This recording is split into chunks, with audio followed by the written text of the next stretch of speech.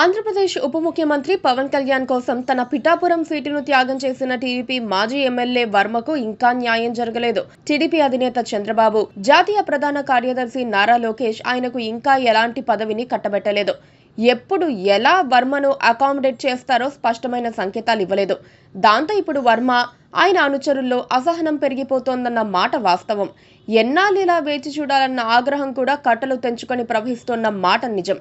పైగా ఏ పదవి లేదన్న దిగులు ఒకటైతే, జనంలో పలుచనైపోతున్నామన్న ఆందోళన మరోపక్క వర్మను వేధిస్తోంది.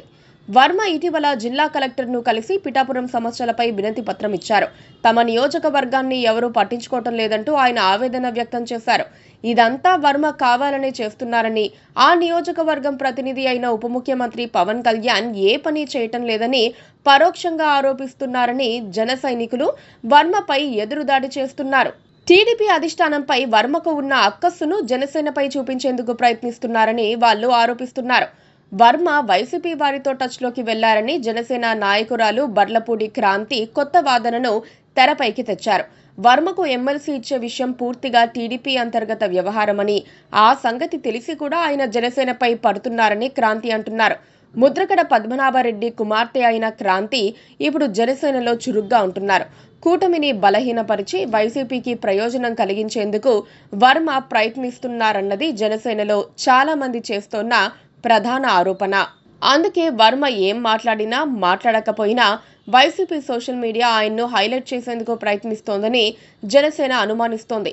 కూటమి క్రమశిక్షణను వర్మ ఉల్లంఘించి చాలా రోజులైందన్నది జనసేన వారి మరో ప్రధాన ఆరోపణ.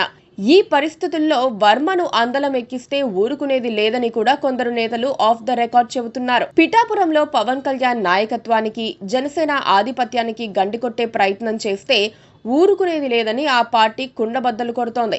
ఎన్నికల్లో సీట్ల సర్దుబాటు సందర్భంగా పవన్ కళ్యాణ్ ఎన్నో త్యాగాలు చేశారని, ఇప్పుడు తాము వర్మకు భయపడబోమని జన సైనికులు అంటున్నారు. 50 సీట్లు అడగాల్సిన చోట 21 స్థానాలతో సరిపెట్టుకున్నామని వాళ్ళు చెబుతున్నారు. ఎన్నికల్లో పోటీ చేసిన అన్ని చోట్ల గెలిచిన పార్టీ తమది మాత్రమేనని వాళ్ళు గుర్తు చేస్తూ వర్మను ఇకపై గట్టిగా target చేస్తామంటున్నారు. Please subscribe to KTV Telugu. KTV Telugu. KTV Telugu channel.